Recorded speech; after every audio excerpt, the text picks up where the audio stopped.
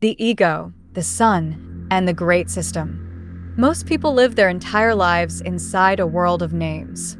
The moment we are born, everything receives a label. We are given a name. The trees receive names. The animals receive names. The stars receive names. The planets receive names. Eventually, after enough years pass, we become so accustomed to the names that we begin to mistake the names for reality itself. Yet a name explains nothing. If I call something a tree, have I explained what it is? If I call something a star, have I explained what it is? If I call myself a human being, have I explained what I am? The name only creates the illusion of understanding. The mystery remains exactly where it was before. This is one of the oldest observations in human history. Long before modern science, long before modern politics, long before the endless distractions of the modern world, there were men and women who sat quietly and stared into existence itself. They watched rivers flow. They watched the sun rise. They watched children become adults and adults become old. They watched entire civilizations appear and disappear. And eventually they arrived at a question that still remains unanswered. What exactly is this thing we call reality? Not what do we call it? Not how do we measure it? Not how do we organize it? What is it? The deeper one looks into the great traditions of the world, the more one discovers that they were not merely trying to create religions. They were attempting to understand existence itself. And strangely enough, many of them began with the same obstacle: the ego. The word ego comes from Latin and simply means I. Yet that tiny word may be one of the greatest mysteries ever spoken. Who is this I that speaks inside your mind? Who is it that experiences your life? Who is it that remembers your childhood? Who is it that fears death? Who is it that dreams? Who is it that says, "This is my body, my life, my memory, my experience"? Most people never investigate this question deeply because the sense of self appears obvious. We assume we know who we are because we have lived with ourselves our entire lives. Yet the ancient traditions repeatedly suggest something astonishing. The self we think we are may not be the deepest self we actually are. This brings us to ancient China. When Lao Tzu looked upon the world, he did not see separate objects scattered throughout space. He saw movement. He saw flow. He saw patterns. He saw a great living process unfolding through everything. The rivers did not struggle to become rivers. The trees did not struggle to become trees. The stars did not struggle to become stars. Yet human beings seem to be constantly struggling against reality itself. The harder they pushed, the more exhausted they became. The harder they attempted to control life, the less peace they possessed. From this observation emerged one of the most profound concepts ever articulated: the Tao. The Tao cannot be fully defined because it is not merely an object among objects. It is the underlying way through which existence unfolds. It is the movement behind movement, the order behind apparent disorder, the invisible pattern through which nature expresses itself. The sage, according to Taoism, does not become wise by conquering reality. The sage becomes wise by learning how reality already moves. This immediately places the ego into a different perspective. The ego constantly attempts to place itself at the center. The Tao reveals that the center was never personal to begin with. Human beings imagine themselves to be separate from nature while remaining completely dependent upon it. Every breath comes from outside ourselves. Every drop of water comes from outside ourselves. Every meal comes from outside ourselves. Even the thoughts we believe are entirely our own arise from a world we did not create. The Taoist therefore begins to suspect that the isolated self may not be as isolated as it appears. Travel westward, and another great civilization begins asking similar questions from a different direction. The Hebrew tradition begins not with nature, but with relationship. The relationship between humanity and God. The relationship between justice and mercy. The relationship between action and consequence. The relationship between freedom and responsibility. In the Hebrew understanding, the human being occupies a unique position. Unlike animals, human beings possess moral awareness. Unlike God, human beings possess limitations. They stand between heaven and earth, between instinct and wisdom, between desire and conscience. Within every person exists a tension between higher and lower impulses. One part seeks truth. Another seeks comfort. One part seeks discipline. Another seeks indulgence. One part seeks wisdom.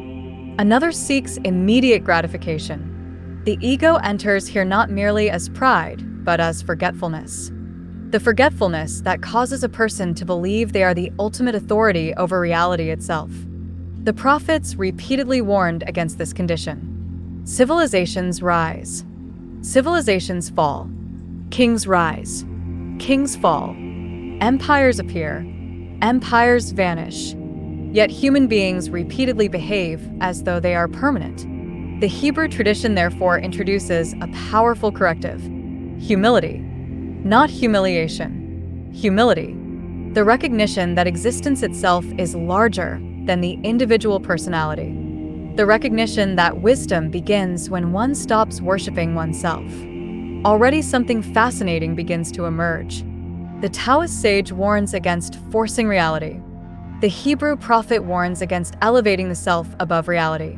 Different language, different symbols, different civilizations. Yet the underlying lesson remains remarkably similar. The ego is useful. The ego is necessary. But the ego is not the highest principle. The moment the ego mistakes itself for the whole, confusion begins. And this question of the deeper self becomes even more profound when we arrive in India. When we arrive in India, the investigation turns inward with a level of intensity rarely seen anywhere else in human history. The question is no longer simply how humanity relates to nature. It is no longer simply how humanity relates to God. The question becomes, who is the one asking the question? What is consciousness itself? What is the observer behind experience? The sages of India examined the human condition with extraordinary precision. They observed that everything we normally identify as ourselves is constantly changing. The body changes. The personality changes. The emotions change. The beliefs change. The memories change. The desires change. A child becomes a teenager. A teenager becomes an adult.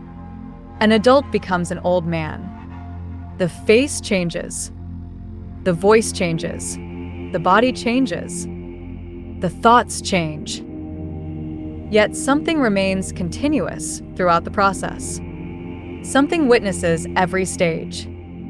Something remembers. Something observes. Something experiences.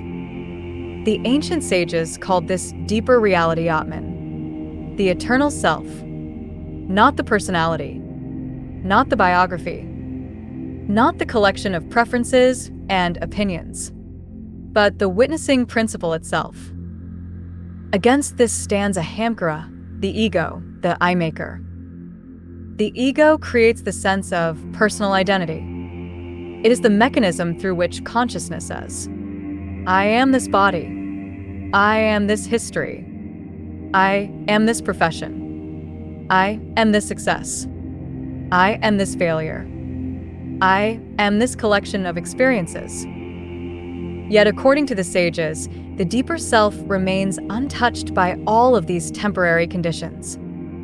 Imagine an actor performing hundreds of different roles. One day he plays a king. The next day he plays a beggar. Then a villain. Then a hero. The costumes change. The roles change. The audience changes. But the actor remains the same. The ego is the role. The deeper self is the actor. And suddenly a pattern begins to emerge. The Taoist speaks of alignment with the Tao. The Hebrew prophet speaks of humility before God. The Hindu sage speaks of awakening to the deeper self. Different language, different symbols, the same movement. A movement away from the illusion of separateness. A movement towards something greater. When Christianity appears, this theme continues.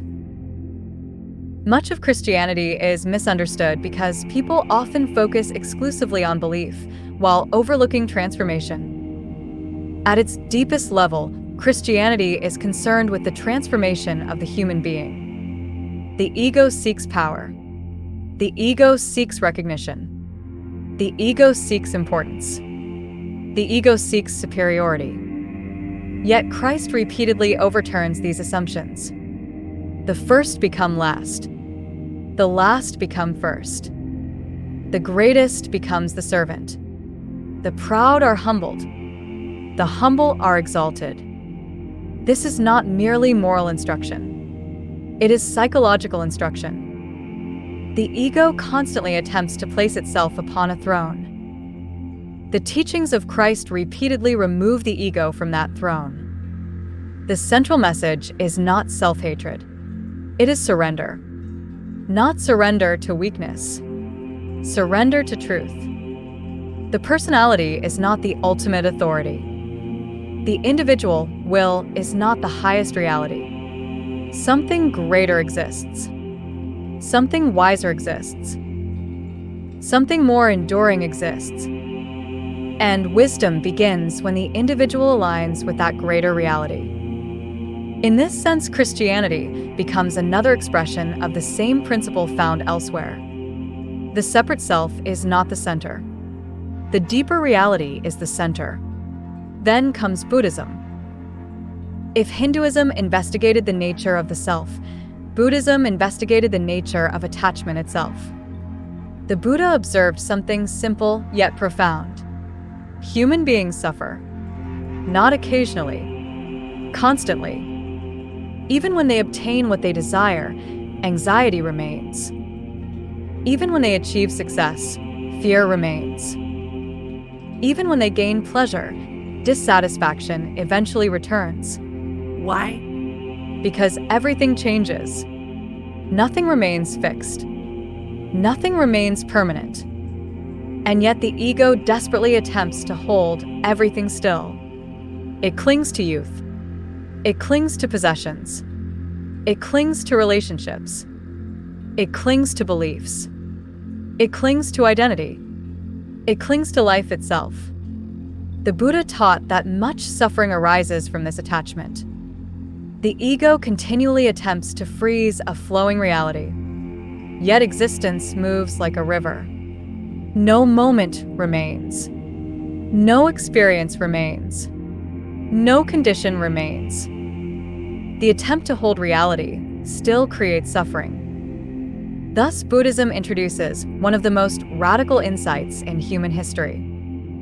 What if the self we defend so fiercely is not as solid as we imagine? What if the separate self is itself part of the illusion? This does not mean nothing exists.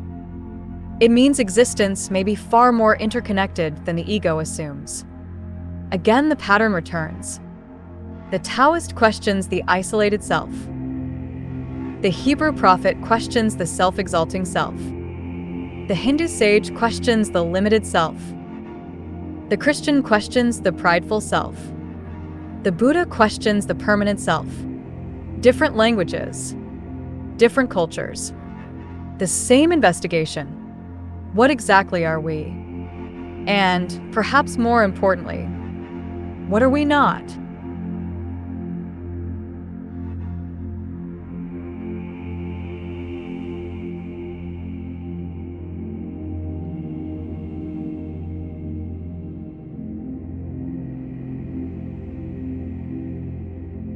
As the great traditions continued to develop, another pattern began to emerge. The deeper the investigation went, the less reality appeared to be a collection of isolated things, and the more it appeared to be a unified process. Islam expresses this through the principle of submission. To many people, submission sounds like weakness because they imagine being controlled by another person. But in its spiritual sense, submission means recognizing that reality itself possesses an order greater than personal preference. The ego constantly says, I want, I prefer, I desire, I demand. The spiritual path asks a different question. What is true? These are not always the same thing. The lower self, often called the nafs, seeks immediate gratification, personal importance, and the satisfaction of desire. The higher path seeks alignment with truth, wisdom, and the divine. The struggle, therefore, is not between one person and another.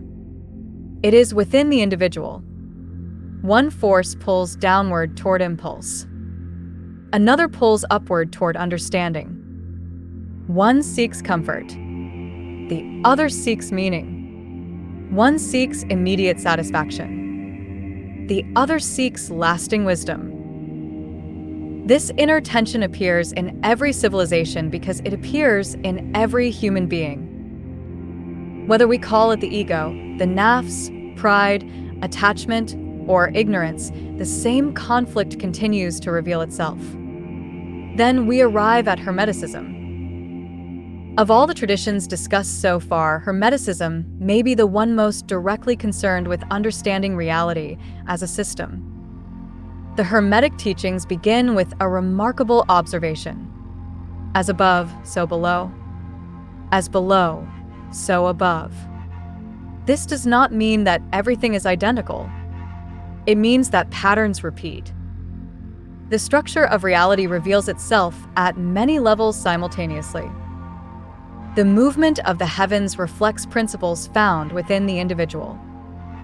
The movement within the individual reflects principles found throughout nature. The human being becomes a microcosm of the greater cosmos. The cosmos becomes a macrocosm of the individual. The Hermeticist therefore studies correspondences. Not because everything is literally the same thing, but because reality appears to be organized through recurring principles. Unity and multiplicity. Light and darkness. Expansion and contraction. Spirit and matter. The visible and the invisible. The ego, from this perspective, becomes the lower personal identity that mistakes itself for the whole. It sees only its own position. It sees only its own perspective. It sees only its own interests. The spiritual path expands awareness beyond these limitations.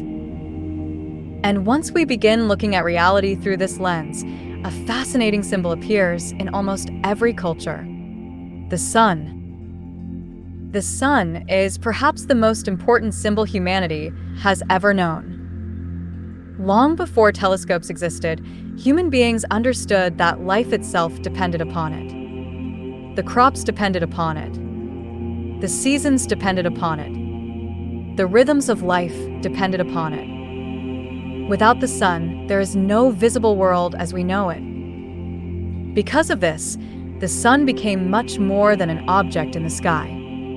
It became a symbol of illumination, a symbol of consciousness, a symbol of life, a symbol of unity, a symbol of the source. The moon developed a different symbolism. Where the sun represented direct light, the moon reflected light. Where the sun appeared constant, the moon appeared cyclical. Where the sun represented unity, the moon often became associated with polarity, change, reflection, and duality. The earth became the realm of manifestation, the place where principles become forms, the place where possibilities become experiences, the place where spirit becomes matter. Whether one agrees with these symbolic interpretations is not the point. The point is that these symbols appeared repeatedly across civilizations separated by enormous distances and vast stretches of time. Why? Because human beings kept observing the same world, the same sun, the same moon, the same earth, and they kept discovering similar patterns hidden within them. Some traditions saw the sun as the image of divine consciousness. Others saw it as the symbol of enlightenment. Others saw it as the image of the One. Others saw it as the image of God. The language changed. The symbolism remained. And eventually this symbolism leads us toward a question that appears surprisingly modern. What is the true nature of the sun itself? For most of human history, this question belonged primarily to mythology and religion. Today it belongs to science as well. Yet, even within modern discussions, competing models continue to appear. Some describe the sun primarily as a nuclear furnace. Others describe it as part of a larger electrical system. And it is here that we encounter one of the more unusual thinkers of the modern era, Eric Dollard. Eric Dollard is not a household name. Most people have never heard of him. He does not appear regularly on television. Universities do not generally teach his ideas. Popular science programs rarely discuss his work. Yet among certain circles interested in electricity, Nikola Tesla, resonance, transmission systems, ether theories, and alternative models of reality, his name carries considerable weight.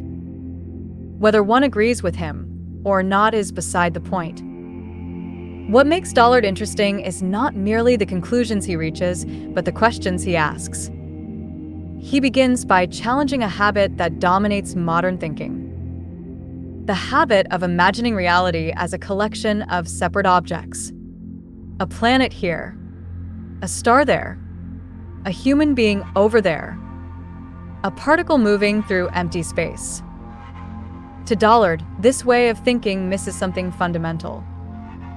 He often speaks in terms of relationships, fields, transmission, induction, resonance, and systems. The universe begins to look less like a machine assembled from independent parts and more like a vast network of interactions. In such a view, nothing truly stands alone. Everything participates. Everything influences. Everything receives and transmits. Everything exists within a larger framework. This is where many people first encounter one of Dollard's more controversial ideas: the sun.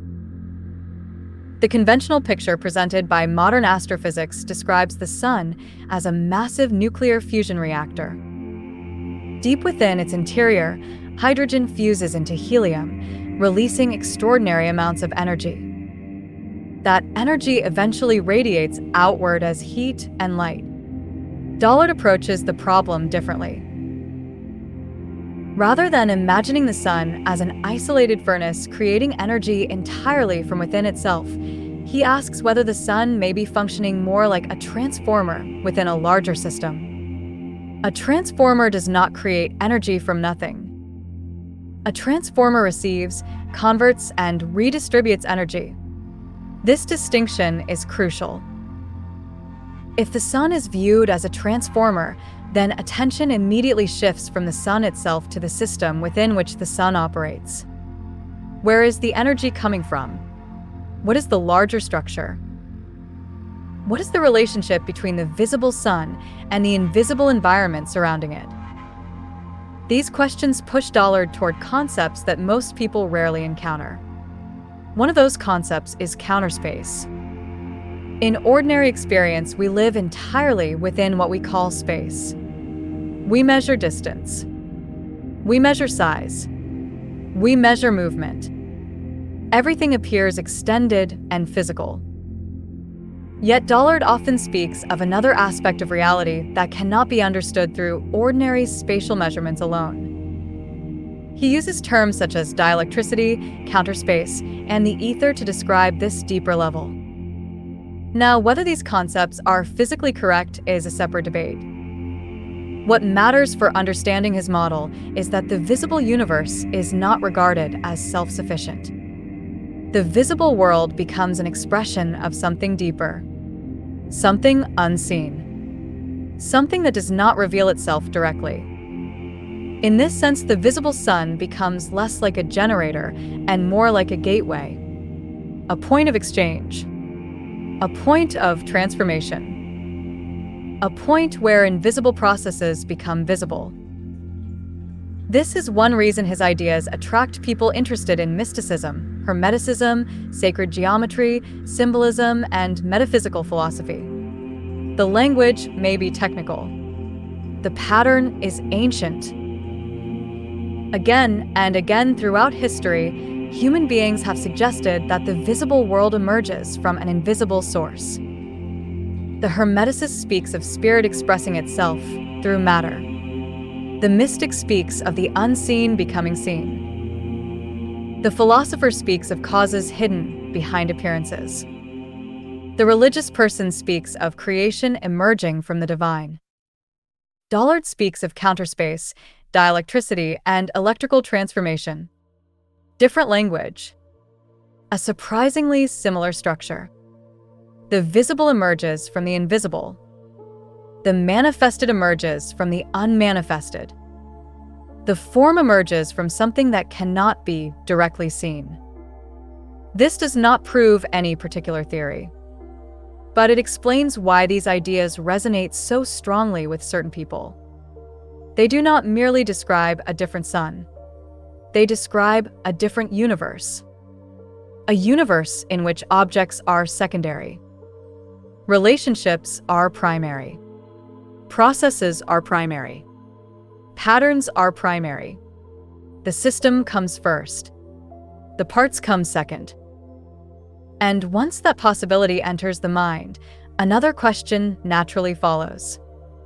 What if reality itself is not fundamentally made of things?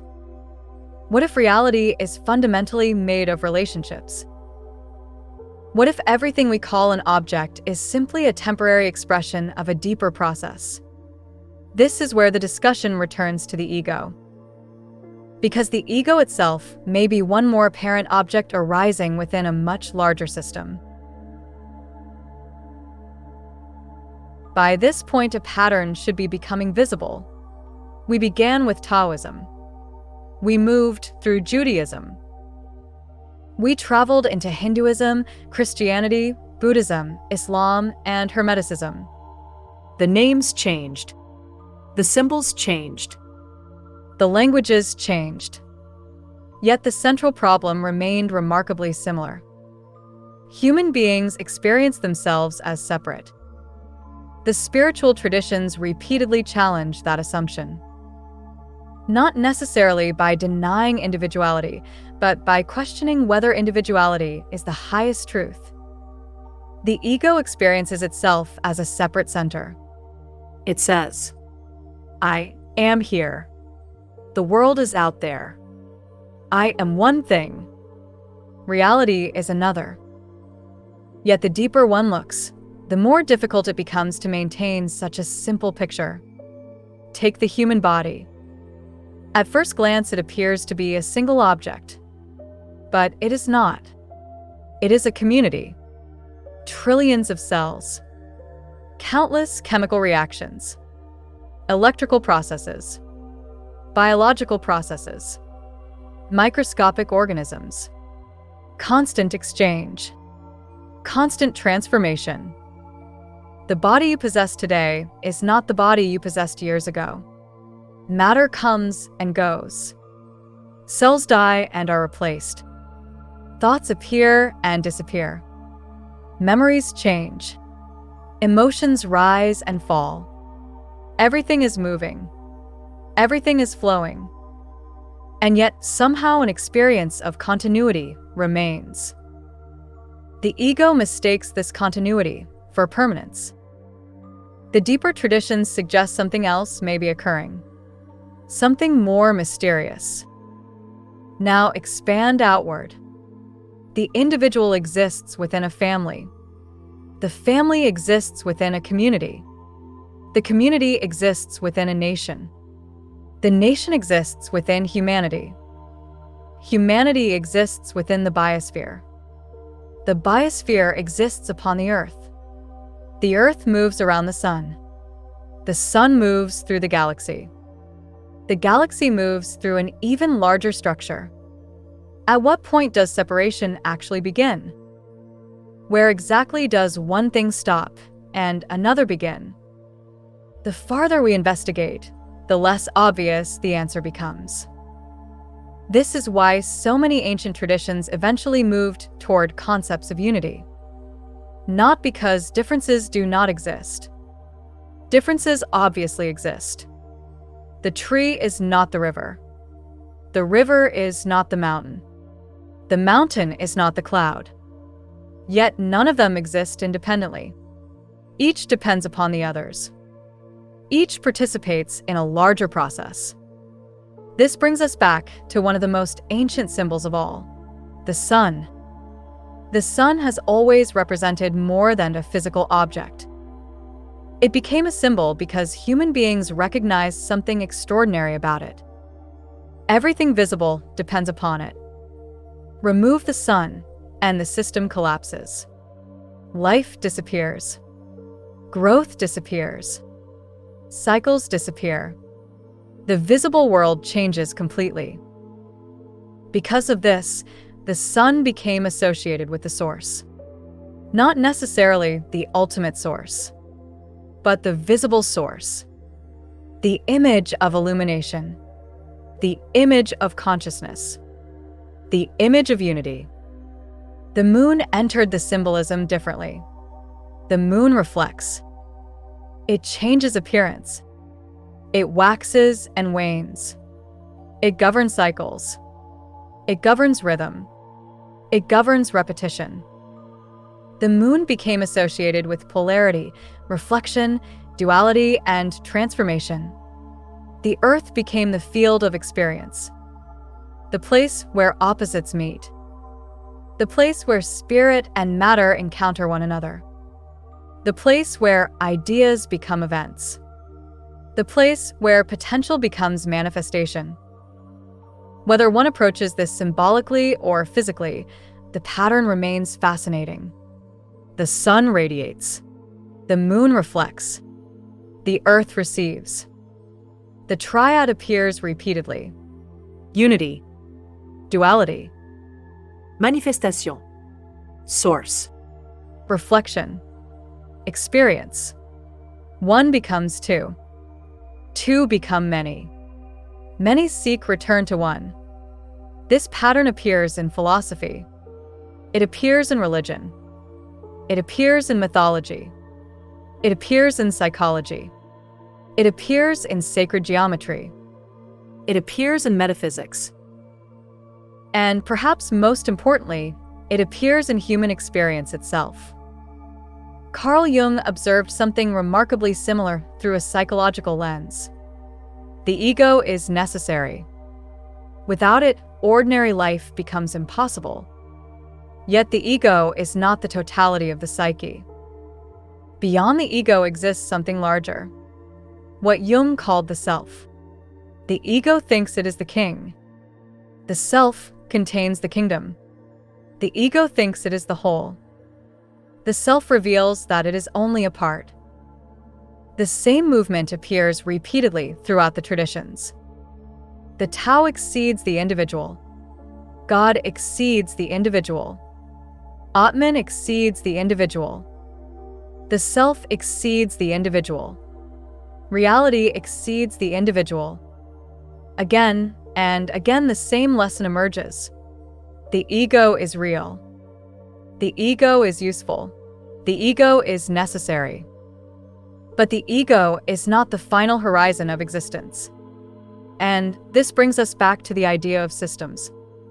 Modern people often think in terms of objects. Ancient people often thought in terms of relationships. Perhaps both approaches reveal part of the truth. Perhaps reality contains objects. Perhaps reality contains systems. Perhaps every object is actually a temporary pattern within a larger process. A wave appears within the ocean. For a moment it seems separate. Then it returns. The wave was never truly separate from the ocean. It was the ocean expressing itself in a particular form. Perhaps the same is true of civilizations. Perhaps the same is true of religions. Perhaps the same is true of stars. Perhaps the same is true of human beings. And perhaps the deepest question of all is not, what am I? But What larger reality is expressing itself through me? If there is a single thread running through everything we have discussed, it is this. Human beings have always sensed that there is more to reality than appearances. The names change. The symbols change. The explanations change. Yet the intuition remains. Somewhere behind the visible world, behind the movement of civilizations, behind the rise and fall of religions, behind the changing forms of nature, there appears to be an underlying order. The Taoist calls it the Tao.